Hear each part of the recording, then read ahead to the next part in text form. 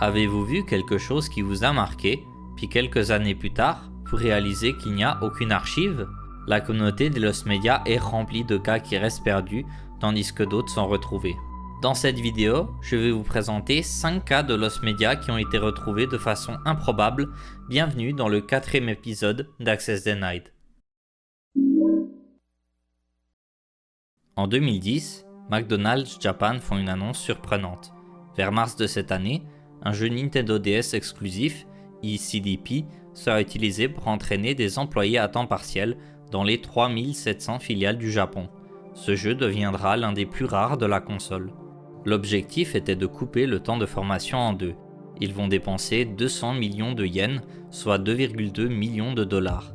Le jeu était distribué avec une console DSi ou DS Lite noire avec le logo McDonald's gaufré vers l'avant.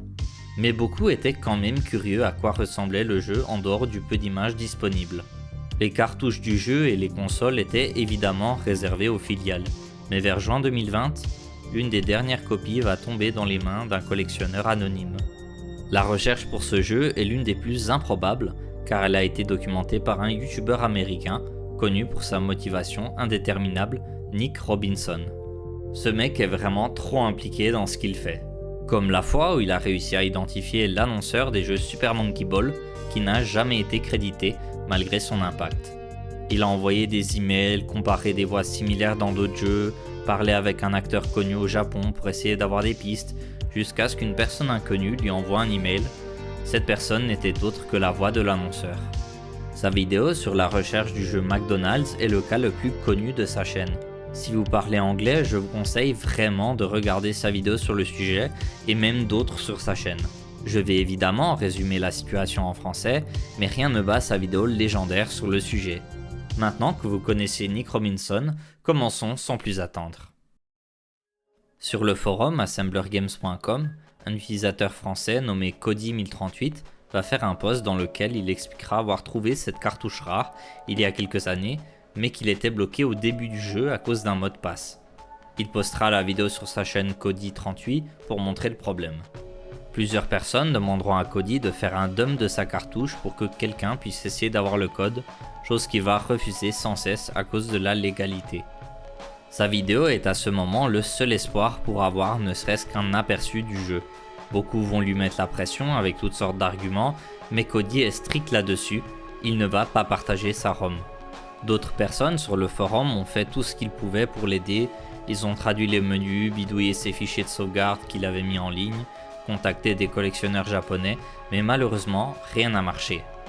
Le forum Assembler Games fermera peu de temps après, ce qui va aussi affecter les efforts de recherche. Mais en juin 2020, une enchère sur Yahoo Auction va tout changer. Cette enchère contenait évidemment la cartouche et la console, mais aussi un code qui, avec les photos, était bel et bien réel. Cody va réapparaître sur un nouveau forum nommé Obscure Gamers, avec un post qui mentionne l'enchère ainsi qu'une demande. J'ai besoin que quelqu'un contacte le vendeur pour lui demander l'accès. Le vendeur savait très bien ce qu'il vendait. Le prix de l'enchère commençait à 345 678 yens, soit environ 3300 $. C'était clair qu'il n'allait pas donner le code à Cody, car le vendeur n'a répondu à aucun message de ce genre. Vers la fin de l'enchère, quelqu'un place un sniper bid, gagne l'enchère puis disparaît. Le 18 novembre 2020, Nick Robinson publie sa vidéo dans laquelle l'identité de l'acheteur sera aussi révélée. C'était lui. Mais remporter cette enchère était quand même compliqué pour plusieurs raisons. Nick a connu l'enchère seulement 30 minutes avant qu'elle se termine. Après 27 minutes de réflexion, il va enfin passer à l'action. L'intermédiaire qu'il utilisait avait une limite de 300 000 yens où il fallait que la transaction soit manuellement autorisée. L'enchère allait expirer dans 3 minutes. Coup de chance pour lui, l'enchère avait activé le renouvellement automatique, lui permettant de contacter l'intermédiaire Bailly. Nick finit par remporter l'enchère, mais il y avait un autre problème bien plus important, le Covid. À ce moment, le Japon avait suspendu les livraisons entrantes et sortantes de plusieurs pays, dont les États-Unis où Nick se trouve. En regardant ces autres vidéos, on pourrait penser que Nick allait prendre un vol au Japon pour continuer, chose qu'il a déjà fait avant, mais malheureusement, le Japon a aussi fermé ses frontières pour le tourisme. Heureusement, Nick avait une autre option qui est tombée au bon moment. Son frère Mark avait déménagé à Tokyo pour étudier à l'université. À cette période, même les étudiants étrangers ne pouvaient pas rentrer ou sortir du pays, sauf dans certains cas. Mark avait obtenu une permission spéciale pour rentrer aux États-Unis durant quelques semaines pour un check-up médical obligatoire. Son plan était simple, faire envoyer le colis à Mark avant son départ pour enfin l'avoir chez lui. Son frère devait prendre l'avion 3 jours après que Nick ait remporté l'enchère. Si le colis n'arrivait pas avant son départ, son plan allait tomber à l'eau. Le colis est finalement arrivé dans les mains de Mark le 30 juillet. Il met le contenu du colis dans sa grande valise bleue pour partir le lendemain. Mark se rend à l'aéroport Haneda qui est complètement désert et après avoir signé la paperasse pour entrer, il se retrouve dans un avion presque vide pour rentrer.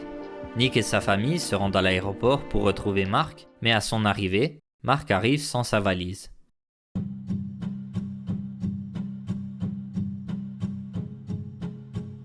La compagnie aérienne l'a envoyé vers la mauvaise destination.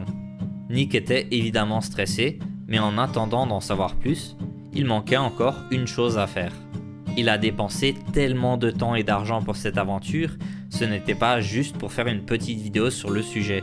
Nick est tellement investi qu'il veut documenter cette cartouche, connaître les détails du jeu de haut en bas, jouer sur du vrai matériel Nintendo qui puisse enregistrer. Pour le matériel, on peut se dire que ça ne va pas être si difficile, mais en 2020, le seul moyen fiable d'enregistrer sur du vrai matériel DS est d'utiliser une 3DS modifiée avec un port supplémentaire pour enregistrer. Si vous vouliez enregistrer une 3DS à l'époque, vous saurez que ce matériel était cher et pour la plupart n'était même pas une option. En 2020, obtenir une 3DS modifiée pour enregistrer était impossible, car la plupart des modeurs n'en vendaient plus. Nick s'en est vite rendu compte, mais il avance quand même. Dans ses recherches, un site apparaissait souvent, Merki.net, un shop en ligne tenu par un modeur allemand, Stefan Merki. Pendant des années, Stefan vend des 3DS modifiés ainsi que d'autres produits similaires. Pour Nick, c'est clairement la meilleure personne pour ce projet, il se rend donc sur son site, il a arrêté d'en vendre. Stefan avait posté un message sur son site pour annoncer qu'il allait arrêter de vendre des 3DS modifiés après 7 ans. Nick n'allait évidemment pas s'arrêter là et lui envoie un message sur Discord. Après quelques messages, Stefan accepte mais avec une condition, qu'il achète lui-même une console américaine et l'envoie en Allemagne pour qu'il puisse la modifier. Nick achète une Nudo DS XL et l'envoie en Allemagne. Quant à la valise, Mark va recevoir un email le jour d'après lui indiquant que sa valise va enfin arriver chez lui cette nuit. Quelques jours plus tard, Nick recevra aussi sa 2DS modifiée pour pouvoir documenter cette aventure, avec l'aide de Samuel Messner qui aidera Nick pour la traduction. Pendant 1 heure, Nick et Samuel vont jouer au jeu en live pour le montrer au monde entier en premier. Enfin, c'est ce qu'ils pensaient.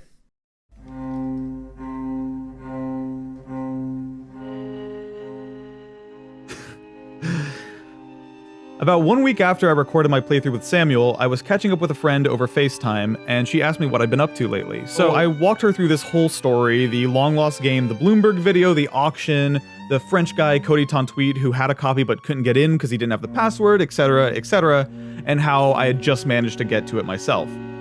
And she says to me, "So wait, that password, was it an employee ID number or what?"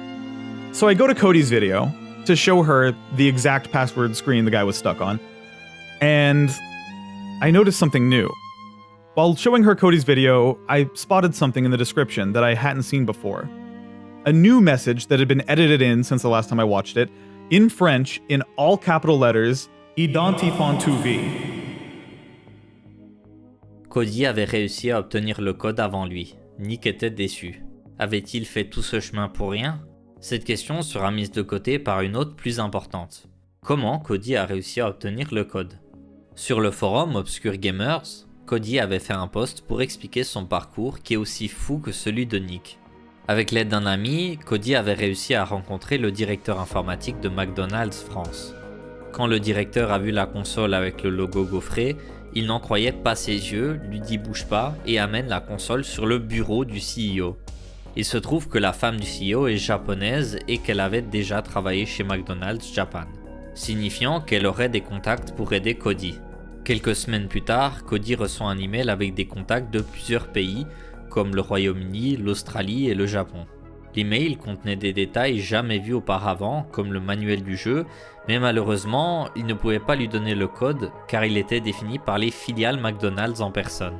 On pourrait penser que Cody allait abandonner, mais il va quand même essayer de trouver le code avec une méthode complexe. Explorer le code de sa ROM. Avec l'aide d'un autre utilisateur nommé Itsemi Mario, ils vont regarder le code hex de la ROM et après une demi-journée, ils vont découvrir une ligne avec la traduction des caractères du clavier en hex, ce qui va leur permettre d'essayer plusieurs combinaisons jusqu'à trouver un login valable. Et après quelques bidouilles, Cody peut enfin jouer. Nick était quand même content pour Cody qui l'a battu en 2 semaines sans se rendre compte. Il aura une idée pour que cette aventure ne soit pas un échec. Il voulait que tout le monde puisse jouer au jeu, qu'il soit préservé. Et avec l'aide d'un utilisateur sur Twitter, il va faire un dump de sa ROM et la poste sur archive.org. Cette histoire est vraiment folle. Nick était déjà connu pour sa motivation hors norme, mais cette vidéo dépasse tout. Si vous connaissez une autre recherche à ce niveau, ne vous gênez pas et dites-le moi dans les commentaires. Doraemon est une franchise populaire au Japon ainsi que dans d'autres pays, avec plus de 44 films et 3 animés. Cette franchise a plusieurs lost media à son actif, dont un qui sera partiellement retrouvé d'une façon très insolite. Les 2 derniers animés de 1979 et 2005 sont les plus connus. Celui de 1973 en revanche ne l'est pas, car la plupart des 26 épisodes ne sont pas accessibles. L'histoire derrière la production de Doraemon 1973 en dit beaucoup sur la raison. Le manga, créé en 1969 par Hiroshi Fujimoto, aura droit à son premier animé qu'on appellera désormais Doraemon 73. Il sera produit par NTV Video et diffusé sur la chaîne télé japonaise Nippon TV entre le 1er avril et 30 septembre 1973 pour un total de 26 épisodes divisés en 2 parties. L'animé sera un succès et une autre saison sera même envisagée, mais à cause de problèmes internes comme la disparition du président de Nippon TV, qui sera un mystère jusqu'en 1986 quand il sera arrêté pour avoir tenté d'apporter des armes aux Philippines. Avec ces problèmes, le studio va faire faillite et l'équipe de production ne sera même pas payée pour leurs travaux. Pour payer leurs dettes, des actifs du studio seront à vendre, dont des bobines de films. Le reste des actifs non vendus seront soit jetés ou brûlés, ce qui va donner naissance à une fausse rumeur qui suggère que des épisodes seraient perdus de cette manière. Le directeur de la production, Masami Yoon, confirmera que le reste des actifs n'étaient pas des épisodes, mais du matériel de production. L'anime est en cours, ayant peu de rediffusion et diffusé à une époque où du matériel d'enregistrement n'était pas commun, la plupart des épisodes seront considérés comme perdus. Sur les 26 épisodes, 7 seront retrouvés dans les archives de Studio Rush, désormais connu sous le nom Imagica. Ceux-ci ne peuvent pas être diffusés publiquement à cause des droits d'auteur. Malgré ce manque, il existe plusieurs extraits trouvés par des utilisateurs, comme le générique de la série et des enregistrements audio, mais tout ça n'est rien comparé à l'épisode 14, Love Love This Camera, où un extrait sera retrouvé dans un film porno. Pendant le tournage du film en question, l'épisode était justement en train de passer à la télé, et avec cet extrait de mauvaise qualité, les fans ont quand même réussi à identifier l'épisode, tout ça grâce à un film porno qui par chance a capturé un extrait de l'épisode. Duke Nukem est une série de jeux vidéo FPS. 3 jeux vont sortir entre 1991 et 1996, le premier en 2D et le dernier en 3D. Mais le 4e va sortir en 2011, laissant la série avec un trou massif de 15 ans. Ce jeu n'est autre que Duke Nukem Forever. Mais alors pourquoi ce jeu a-t-il pris autant de temps à développer ?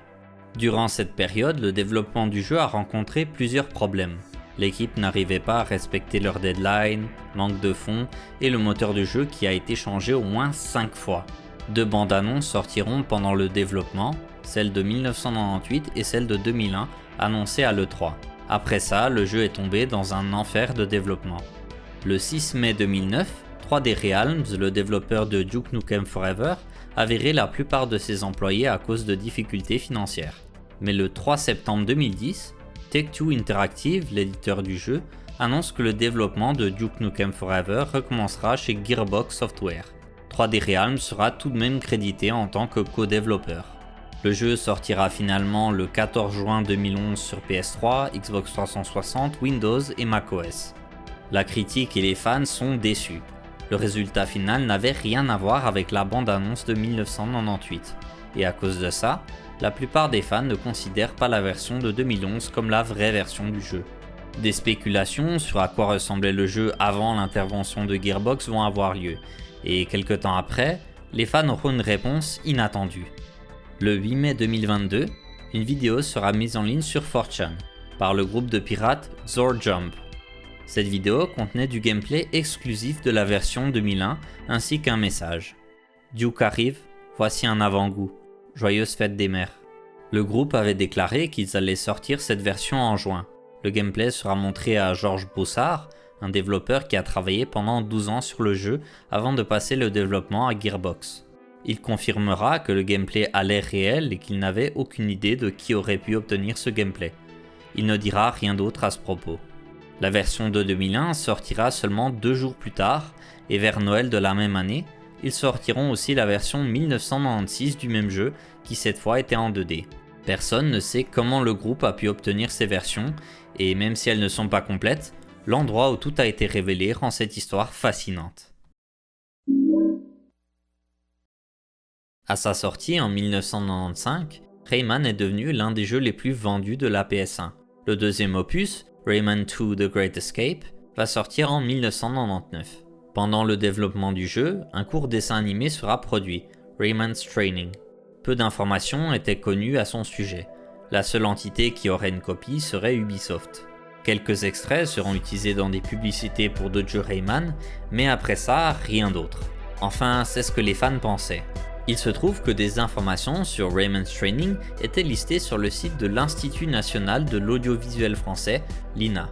La page web archivée contient des informations essentielles, comme la date de diffusion en 1998, une durée de 2050, et qu'il aurait été soumis au jury du festival Imagina 1998.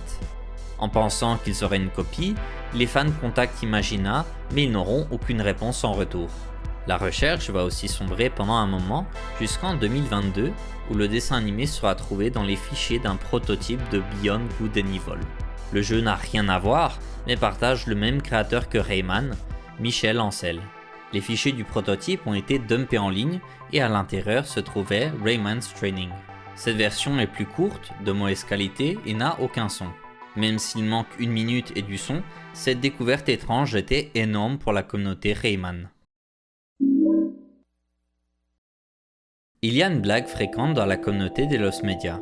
Quand un Lost Media est soudainement retrouvé, l'une des façons les plus communes serait une personne sans intérêt avec la recherche, qui un jour s'en rend compte, puis met fin à la recherche. Silent Hill Exotica en fait partie.